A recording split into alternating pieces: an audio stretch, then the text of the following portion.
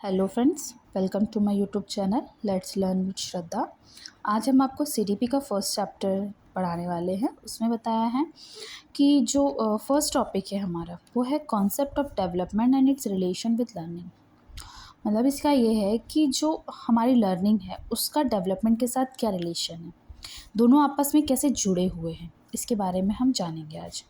इस टॉपिक में हम लोग डिस्कस करेंगे concept of development, types of development, difference between development, growth and maturation, relation of development and learning, stages of development, factors affecting development, role of a teacher in growth and development।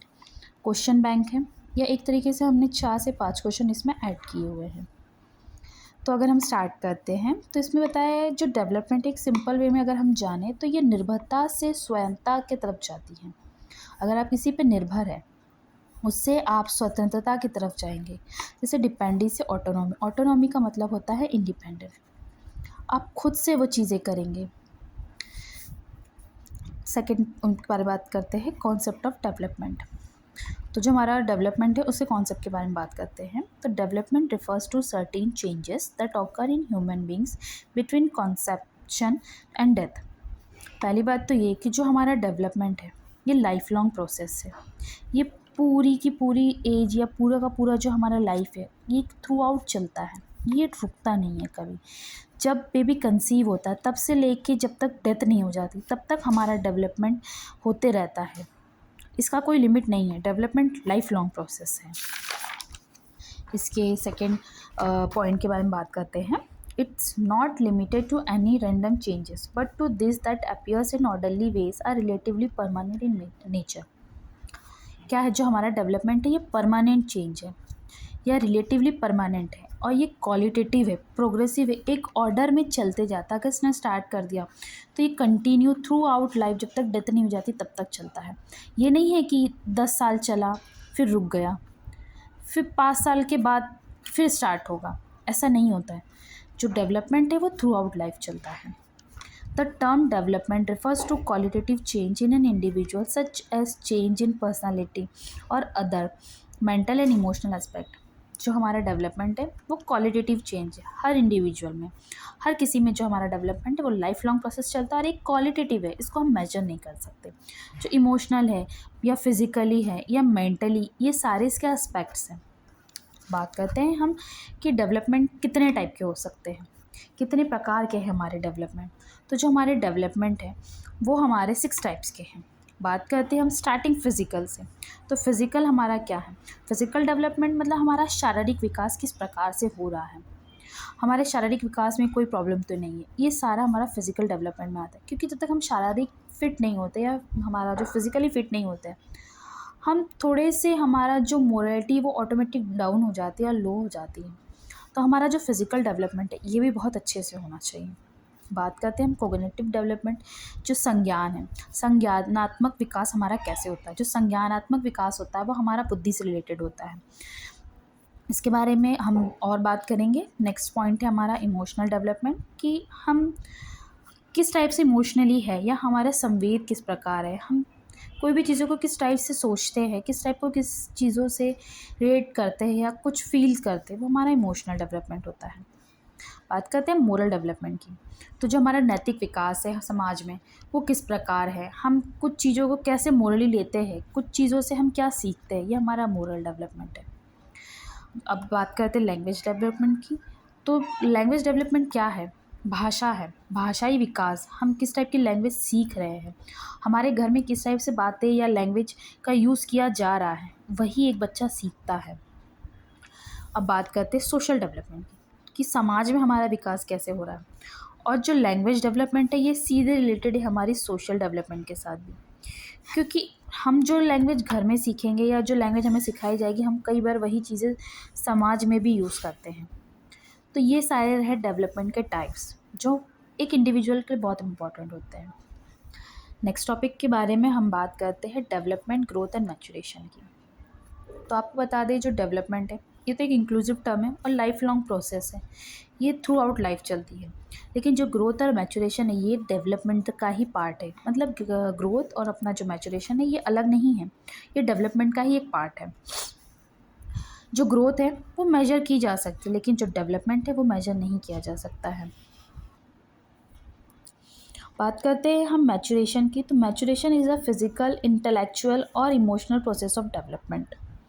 Maturation क्या है? एक physical, intellectual या जिसको हम परिपक्वता बोलते हैं या अनुवांशिक, जो हमें हेरिडिटी से मिलता है या जो जेनेटिक फैक्टर होता है हमारा, वो हमारा मैचुरेशन में आता है कि हमें हमारे इम्यून सिस्टम से या हमारा हेरिडिटी किस प्रकार का है उससे हमारा मैचुरेशन होता है या हमारा डेवलपमेंट इससे होता है, जो मैचुरेशन डेवलपमेंट की बात करते हैं। Maturation is high related to heredity. जैसे कि मैंने बताया, जो हमारा मैचुरेशन है वो सीधे रिलेट करता है हेरिडिटी से, ये डायरेक्टली इसे रिलेट करता है। अब हम एक डिफरेंस के बारे में बात करते हैं, जो डिफरेंस है हमारा ग्रोथ और डेवलपमेंट के बीच में। डेवलपमेंट तो हमारा इंक्लूसिव टर्म होता है। अब बात करते हैं ग्रोथ की, तो ग्रोथ क्या है? ग्रोथ हमारे क्वालिटेटिव डेवलपमेंट है, मतलब इसको हम मेजर कर सकते हैं क्वांटिटी, और जो हमारा डेवलपमेंट है वो क्वालिटेटिव है, हम इसको मेजर नहीं कर सकते हैं। इसके नेक्स्ट पॉइंट के बारे में बात करते हैं। तो जो ग्रोथ है, growth refers to physical aspects on. जो ग्रोथ होती है हमारे फिजिकली होती है, मतलब हम उस चीज़ को देख सकते, ऑब्जर्व कर सकते या मेजर कर सकते, वो हमारी ग्रोथ होती है। अब डेवलपमेंट के बारे में बात करते हैं, तो डेवलपमेंट को हम मेजर नहीं कर सकते, ये हमारे अंदर कोग्निटिवली आती है, लैंग्वेज से होती है, इमोशनली, और ये सारी चीज़ें जैसे सोशली हो गई, हमारी डेवलपमेंट होती है। अब बात करते हैं ग्रोथ की, तो growth is related to height and weight. हमारा जो ग्रोथ है वो हाइट और वेट एक लिमिटेड ही होती है, तो ये सारी ग्रोथ है। डेवलपमेंट की बात करते हैं, तो डेवलपमेंट है वो सारे चेंजेस होते हैं। अगर एक पॉइंट के बारे में बात किया जाए, तो जो डेवलपमेंट है उसके अंदर ही ग्रोथ आती है हमारी, या यूँ कहो जो हमारा ग्रोथ है वो डेवलपमेंट का ही एक फैक्टर है, लेकिन जो हमारा ग्रोथ है वो एक टाइम के बाद रुक जाता है, लेकिन डेवलपमेंट लाइफ लॉन्ग प्रोसेस होती है हमारी। देखिए, growth stops at certain period of life. जैसे कि मैंने बताया, ग्रोथ एक टाइम के बाद, एक पर्टिकुलर, एक इसका फिक्स टाइम होता है, उसके बाद हमारी जो डेवलप उसके अंदर ग्रोथ होती है वो रुक जाती है। जैसे अब एग्जांपल ले लो, एक बच्चा है, बच्चा धीरे धीरे धीरे धीरे बड़ा होता है, हर एक स्टेज पे वो कुछ ना कुछ सीखते जाता है, और एक टाइम ऐसा आता है कि उसकी ग्रोथ रुक जाती है और फिर बूढ़ा होने लगता है, और एक टाइम के बाद डेथ हो जाती है। ये क्या है? ग्रोथ है। डेवलपमेंट की बात करते हैं, तो इसका कोई एक पॉइंट नहीं है कि ये कहाँ रुकेगी। ये जब तक डेथ नहीं हो जाती, तब तक हम एक्सपायर नहीं हो जाते या हमारी मृत्यु नहीं हो जाती, तब तक ये चलती रहती है। इसके अनदर पॉइंट के बारे में बात करते हैं, तो ग्रोथ कैन बी मेजर्ड। जैसे कि मैंने बताया कि ग्रोथ मेजर की जा सकती है, जैसे हाइट हो गया, वेट हो गया, ये सारी चीज़ें क्या है? ग्रोथ है जो हम फिजिकली देख रहे हैं, जैसे हमारी आँखें हो गई, मतलब उसका भी एक ग्रोथ है। अब डेवलपमेंट के बारे में बात करते हो, तो डेवलपमेंट को हम मेजर नहीं कर सकते हैं। अब बात करते हैं एक रिलेशन के बारे में, जो रिलेशन है हमारा डेवलपमेंट और लर्निंग में, कि डेवलपमेंट और लर्निंग आपस में कैसी जुड़ी हुई है। तो जो डेवलपमेंट है वो थ्रू आउट लाइफ है, और जो लर्निंग है ये बिहेवियर चेंज है हमारा। हम जैसे जैसे लर्न करने लगते, कुछ चीज़ें समझने लगते हैं, तो हमारा बिहेवियर ऑटोमेटिक चेंज होने लगता है, क्योंकि हम उस चीज़ के बारे में जानने लगते हैं, काफ़ी चीज़ें समझने लगते हैं, तो हमारा जो बिहेवियर है ऑटोमेटिक चेंज हो जाता है। Learning is the development that comes from efforts and practice. जैसे कि मैंने बताया कि हम जब कुछ चीज़ों को जानने लगते हैं, समझने लगते हैं, तब हमारी ऑटोमेटिक उस चीज़ के या प्रति हमारी जो बिहेवियर चेंजेस है वो बदल जाता है, उस चीज़ का नज़रिया बदल जाता है। जैसे हमें लर्निंग के लिए काफ़ी एफर्ट्स लगाने होते हैं, कोई भी चीज़ों के लिए प्रैक्टिस करनी होती है। फॉर एग्जांपल, अब हम सीटेट देने जा रहे हैं, तो ऐसा तो नहीं है कि हमने सीटेट का फॉर्म भर दिया और डायरेक्ट जाके एग्ज़ाम में बैठ गए। अब हमें उसको लर्न करना पड़ेगा, उसका सिलेबस जानना पड़ेगा, उसका पैटर्न जानना पड़ेगा, उसके लिए हमें उसके कॉन्सेप्ट्स पढ़ने पड़ेंगे, उसके क्वेश्चन सॉल्व करने पड़ेंगे, काफ़ी चीज़ें ऐसी होती है। तो वही है, एफर्ट्स और प्रैक्टिस लर्निंग को बेटर बनाते हैं। नेक्स्ट पॉइंट के बारे में बात करते हैं। We know that interaction of maturation and learning is important for development. जैसे कि पता है, मैचुरेशन जो है वो हमारे लर्निंग का एक बहुत इंपॉर्टेंट टर्म है, जो हमारे डेवलपमेंट में काम आता है। Development take place in all expect. जैसे पता, हर एक तरीके से हमारा डेवलपमेंट काम करता है, कोई एक पर्टिकुलर चीज़ के पीछे नहीं है हमारा development. Development life long process है। Maturation set limits to development. लेकिन जो मैचुरेशन होती है वो हमारे डेवलपमेंट के लिए एक लिमिट भी सेट कर देती है। अगर हमारी ग्रोथ नहीं हुई तो हमारा डेवलपमेंट कहीं ना कहीं तो रुका ना, क्योंकि हमारा जो मैचुरेशन है वो किससे रिलेट करता है? हमारी हेरिडिटी से करता है। Next point, therefore maturation and learning work together to promote the development of an individual. इसीलिए मैच्योरेशन और लर्निंग ये सारे एक साथ काम करते हैं, किस लिए? डेवलपमेंट के लिए। जैसे कि हमारे जीन पियाजे ने बताया था कि जो डेवलपमेंट है वो लर्निंग होगी, मतलब अगर हमारा डेवलपमेंट होगा तब जाके हम कहीं लर्न करेंगे। लेकिन कुछ ऐसे और भी सीडीपी के थ्योरिस्ट हैं, उन लोगों ने बताया था कि जब हम लर्न करेंगे तब हमारा डेवलपमेंट होगा। नेक्स्ट हम आगे चलते हैं। देखिए इसमें बताया स्टेजेस ऑफ डेवलपमेंट। अब बात करते हैं हम डेवलपमेंट कितने टाइप्स में या कितने स्टेजेस में होता है। तो फर्स्ट है प्री नेटल पीरियड, मतलब जब कंसीव होता है बेबी तब का डेवलपमेंट, कि वहाँ उसको कैसा नॉर्चर मिल रहा है, क्या प्रोटीन उसको बॉडी से मिल रहा है। तो ये हमारा होता है प्री नेटल पीरियड। बात करते हैं इन्फेंसी, जो होता है हमारा बर्थ से 2 ईयर्स तक। जो छोटे बच्चे होते हैं वो सेंस से समझते हैं अपनी मॉम को, या अपने जो जिन लोगों को वो देखते हैं सुनते हैं उनको वो सेंस से ही पहचान जाते हैं। ये हमारा 0 से लेके 2 ईयर्स तक होता है, ये होता है हमारा इन्फेंसी। थर्ड स्टेज के बारे में बात करते हैं तो जो होती है हमारी अर्ली चाइल्डहुड, जो होती है 2 से 6 एज, जो होती टॉयज होती है, खेलने की उम्र जो कहते हैं, या खिलौने की जो उम्र होती है, ये होती है हमारी 2 से 6 ईयर्स की। अब बात करते हैं लेटर चाइल्डहुड की, तो ये होती है 6 से 12 साल की। इसमें क्या होता है, कोई भी चीज़ों के लिए लड़ाइयाँ करना अपने पीयर से, अपने फ्रेंड्स हो गया, या अपने जो सिबलिंग्स होते हैं कि ये टॉय इसके पास है, ये टॉय मेरे पास नहीं है, तो ये क्या है, ये ट्रबल्स सम की एज है। बात करते हैं एडोलेसेंस की, जो बहुत ज़्यादा क्रूशियल एज मानी जाती है हमारे लाइफ की, वो होती है एडोलेसेंस। ये होती है 13 से 19 ईयर्स तक। इसको आइडेंटिटी क्राइसिस बोल सकते हैं। इसमें हमारे काफ़ी ज़्यादा डेवलपमेंट होते हैं, कई फिज़िकल डेवलपमेंट होते हैं, इमोशनल होते हैं, क्योंकि इसमें क्या होता है बच्चा आइडेंटिटी चाहता है, अपनी सोशल समाज में कुछ आइडेंटिटी बनाना चाहता है। बात करते हैं हम नेक्स्ट पॉइंट की, फैक्टर्स इन्फ्लुएंसिंग डेवलपमेंट। अब ऐसे कौन से फैक्टर्स हैं जो हमारे डेवलपमेंट में मतलब इम्पॉर्टेंट है, या इनके ना रहने से हमें प्रॉब्लम हो सकती है, या हमारे डेवलपमेंट में कहीं रुकावट आ सकती है। तो फर्स्ट है न्यूट्रिशन, कि बच्चे को कैसा न्यूट्रिशन मिल रहा है। कई बार ऐसा होता है कि उन्हें न्यूट्रिशन प्रॉपर नहीं मिल पाता है, तो उन्हें कई प्रॉब्लम हो सकती है, जैसे प्रोटीन नहीं मिलेगा तो उसको क्वाशिक और मैरस्मस जैसी चीज़ें हो सकती हैं, विटामिन्स नहीं मिलेंगे तो उससे कई बीमारियाँ ऐसी घेर सकती हैं। तो न्यूट्रिशन हमारे डेवलपमेंट में एक अहम रोल निभाता है। नेक्स्ट बात करते हैं अर्ली स्टिमुलेशन की, कि जो अर्ली स्टेजेस में हम बच्चों को एक्सरसाइज सिखाते हैं, प्लेइंग सिखाते हैं, गेम्स वगैरह सिखाते हैं, वो सारी हमारी अर्ली स्टिमुलेशन में आती हैं। थर्ड आता है चाइल्ड रियलिंग प्रैक्टिस। अब चाइल्ड किस टाइप से प्रैक्टिस करता है, ये हमारा इस पॉइंट में आता है। अब हम आगे देखते हैं। तो factors influencing growth and development. अब ऐसे कौन से फैक्टर्स हैं जो हमारे ग्रोथ और डेवलपमेंट में इन्फ्लुएंस करते हैं। तो इसमें 2 फैक्टर्स है, एक इंटरनल है और एक एक्सटर्नल है। बात करते हैं हम इंटरनल की, हेरिडिटी फैक्टर, जो मेन फैक्टर है हमारा मैच्योरेशन से। अगर हमारे हेरिडिटी में ही कोई प्रॉब्लम होगी तो हमारी मैच्योरेशन में प्रॉब्लम होगी। सेकेंड है बायोलॉजिकल कॉन्स्टिट्यूशनल, कि बायोलॉजिकली हम कैसे हैं। थर्ड है इंटेलिजेंस, हमारी बुद्धि कैसी है, ये भी हमारे डेवलपमेंट में बहुत ज़रूरी है। इमोशनल फैक्टर्स, हम कैसे सोचते हैं। सोशल, कि हम समाज में कैसे हैं हमारे, ये भी तो एक डेवलपमेंट है। अब बात करते हैं हम एक्सटर्नल फैक्टर्स की। तो एक्सटर्नल फैक्टर्स हमारा कहाँ से स्टार्ट होता है, जब मदर के वॉर्म में बेबी होता है तब से ही ये सब चीज़ें स्टार्ट हो जाती है डेवलपमेंट की। तो फर्स्ट पॉइंट देखते हैं, the physical and mental health of the mother during pregnancy. मतलब प्रेगनेंसी के टाइम पे एक मॉम की क्या मेंटल और फिजिकल हेल्थ होती है, ये भी बेबी के डेवलपमेंट पे अफेक्ट करती है आगे चल के। सिंगल चाइल्ड और multiple children getting nourished in the womb, या तो सिंगल या तो ट्विंस, उनको कैसा नॉरिश्ड मिल रहा है, कैसा न्यूट्रिशन मिल रहा है, वो भी एक तरीके से हमारे डेवलपमेंट में अफेक्ट करती है। थर्ड पॉइंट है the quality and quantity of nutrition received by the embryo within the वॉर्म ऑफ द मदर। अब बात करते हैं किस टाइप की क्वालिटी मिल रही है, किस टाइप की क्वांटिटी मिल रही है हमारे न्यूट्रिशन की, ये सब भी बहुत अफेक्ट करती है। वेदर और not embryo has been subjected to harmful radiation rays, जैसे कि बताया गया जो हमारी अल्ट्रावायलेट रेज है, या कुछ ऐसी रेज होती है जो कई बार ऑब्वियसली अफेक्ट करती है एम्ब्रियो को। जैसे होता है ना, पुराने नुस्खे में बोलते हैं ग्रहण के टाइम पे आप लोग प्रेगनेंसी बाहर ना निकले, ये सब चीज़ें, क्योंकि उससे रेडिएशंस निकलती है जो हमारे बेबी को अफेक्ट कर सकती है वॉर्म में। सेकेंड है नॉर्मल और एबनॉर्मल डिलीवरी।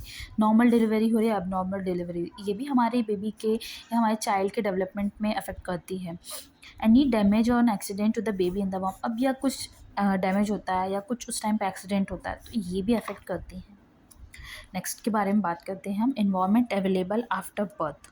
अब किस टाइप का इन्वायरमेंट मिल रहा है बर्थ के बाद में, तो एक्सीडेंट और इंसिडेंट्स इन लाइफ, किस टाइप का इंसिडेंट उसके साथ हो रहा है या कुछ एक्सीडेंट हुआ है उसके लाइफ में, वो भी अफेक्ट करता है। The quality of physical environment, medical care और नॉइस्चर, मतलब उसके बर्थ के बाद उसे किस टाइप का इन्वायरमेंट मिला है घर में, नेबर में, या किस टाइप का मेडिकल ट्रीटमेंट मिला है उसे, या उस टाइप के किस टाइप का न्यूट्रिशन मिला है, ये भी अफेक्ट करता है। थर्ड पॉइंट है what a child gets from the social and culture environment, मतलब उसे सोशली और कल्चरली किस टाइप का इन्वायरमेंट मिल रहा है, तो ये भी एक बहुत इंपॉर्टेंट रोल प्ले करता है डेवलपमेंट में। अब बात करते हैं कुछ ऐसे जो एक्सटर्नल फैक्टर्स में आती हैं, जैसे कि parental and family care receive by child. अब कैसा इन्वायरमेंट है या उसे कैसी केयर मिल रही है उसके बर्थ के बाद, ये भी हमारे चाइल्ड के डेवलपमेंट में बहुत अफेक्ट करता है। Second point, the economic and social status of the parents and the family child. अब बात करते हैं कि उसका सोशल या मेंटली या सोशल स्टेटस कैसा है, वो फाइनेंशियली कैसा है, क्योंकि होता है एक फैक्टर अफेक्ट करता है। कहते हैं कि फाइनेंशियली नहीं होता है, बट ये भी इम्पॉर्टेंट है।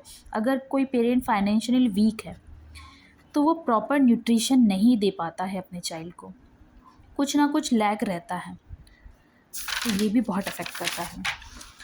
थर्ड पॉइंट के बारे में बात करते हैं, the quality of the neighbourhood and surrounding environment. अब उसे किस टाइप के नेबर्स मिल रहे हैं या उसके आसपास का जो एरिया है वो कैसा है, वो भी अफेक्ट करता है। फोर्थ पॉइंट है the quality of schooling receive by child. अब उस चाइल्ड को स्कूल कैसा मिल रहा है, स्कूल में उसका इन्वायरमेंट कैसा है, ये सारा भी अफेक्ट करता है। The quality of peer group relationship and company of a child, अब चाइल्ड की कैसी कंपनी है, उसका फ्रेंड सर्कल कैसा है, ये भी अफेक्ट करता है। The quality of treatment made available to a child and his family with regard to his caste, religion, nationality और citizenship, ये भी एक इम्पॉर्टेंट रोल है कि उस चाइल्ड को, उसके फैमिली को किस टाइप से रिस्पॉन्स मिल रहा है कि वो किस कास्ट में, क्योंकि कई बार कास्ट प्रॉब्लम, रिलीजन प्रॉब्लम या नेशनलिटी भी प्रॉब्लम होता है, तो ये भी एक इम्पॉर्टेंट फैक्टर है। The quality of education and vocational facilities and opportunity available to a child. अब किस टाइप का उसे एजुकेशन मिल रहा है, किस टाइप से वोकेशनल एजुकेशन या फैसिलिटीज़ या कितनी उसको अपॉर्चुनिटीज़ मिल रही है, वो भी बहुत इंपॉर्टेंट है, क्योंकि उसे अपॉर्चुनिटीज़ नहीं मिलेगी तो वो डेवलप कैसे करेगा।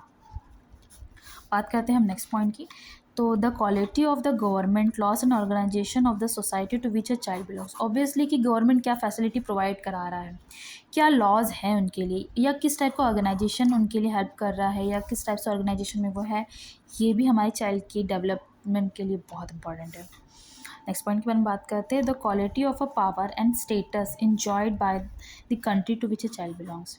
ऑब्वियसली क्या पावर है या क्या स्टेटस है उसका, उसकी या उसके फैमिली का, ये भी चाइल्ड के लिए बहुत डेवलपमेंट की इसमें काम आता है। अब बात करते हैं हम एक टीचर का रोल क्या होता है ग्रोथ और डेवलपमेंट में। तो पहली बात ये है कि टीचर को हर एक इंडिविजुअल के लिए समझना पड़ेगा, सोचना पड़ेगा कि उसका डेवलपमेंट या उसका ग्रोथ किस टाइप से हो रहा है। अगर किसी चीज़ में उसका ग्रोथ या डेवलपमेंट रुका है तो उस चीज़ को समझना होगा कि उसका किस किस डायरेक्शन में रुका हुआ है, उस चीज़ को समझे, जाने और उसका डेवलपमेंट कराने में उसकी हेल्प करें। कई बच्चे पढ़ने में वीक होते हैं, ऑब्वियसली कई चीज़ें हो सकती हैं, उसे एक टीचर को या जो भी एजुकेशन से रिलेटेड एनजीओस वगैरह होते हैं या कोई ऑर्गेनाइजेशन होता है, उन्हें भी ये सब चीज़ें समझनी होगी कि किस टाइप से हमें बच्चों का डेवलपमेंट कराना है। अगर किसी का फैमिली फाइनेंशियली वीक है तो उससे उस सारी फैसिलिटी प्रोवाइड की जाए। हमें कास्ट, रिलीजन ये सब चीज़ें नहीं देखनी, क्योंकि ये सबसे ज़्यादा रॉन्ग फैक्टर है, डेवलपमेंट को रोकता है। नेक्स्ट हम कुछ नॉर्मल से क्वेश्चंस लेकर आए हैं। अब बताइए, टॉय एज रिफर्स टू, जो हमारे खिलौनों की उम्र है वो कब होती है? क्या अर्ली चाइल्डहुड में होती है, लेटर चाइल्डहुड में, इन्फेंसी या एडल्टहुड में? तो इसका राइट आंसर है अर्ली चाइल्डहुड में। लेटर चाइल्डहुड में तो स्कूलिंग वगैरह में आ जाता है और उसका ट्रबल सम हो जाता है। इन्फेंसी तो हमारी सेंस एज होती है, और एडल्टहुड में तो हम ऑब्वियसली समझदार हो जाते हैं, तो टॉयज तो हो नहीं सकती। तो इसका राइट आंसर है हमारा अर्ली चाइल्डहुड। सेकेंड क्वेश्चन है development leads learning is supported by. अब डेवलपमेंट जो है किसने सपोर्ट किया था? ये किसने बताया था कि जब हमारा डेवलपमेंट होगा तब लर्निंग होगी, क्योंकि कई ऐसे हैं जिसने ये बताया था कि पहले लर्निंग होगी, जब हम लर्न करेंगे तब जाके कहीं हमारा डेवलपमेंट होगा। अब एक ऐसे हैं जिन्होंने बताया था कि पहले डेवलपमेंट होगा तब जाके कहीं लर्निंग होगी। तो कौन है वो? वाइगोस्की है, जीन पियाजे है, ब्रूनर है, मार्शिया है। इसका राइट आंसर है हमारे जीन पियाजे, जैसे कि मैंने पहले भी बताया था आपको। इसका थर्ड क्वेश्चन है द टर्म डेवलपमेंट इंक्लूड्स। अब डेवलपमेंट का क्या बोल सकते हैं? क्या स्ट्रक्चरली चेंज होता है, फिजिकली मतलब, फंक्शनली बॉडी से रिलेटेड अंदर डेवलपमेंट जो हमारा होता है, या दोनों होते हैं, या इनमें से कोई नहीं? तो मैंने आपको बताया था कि जो ग्रोथ है, ये पहली बात तो स्ट्रक्चर फिजिकल चेंज है, लेकिन ये भी तो हमारे डेवलपमेंट का एक पार्ट है। तो इसका मतलब ये है कि ये दोनों ही फैक्टर इन्फ्लुएंस करते हैं। तो इसका राइट आंसर है बी, बोथ फैक्टर्स।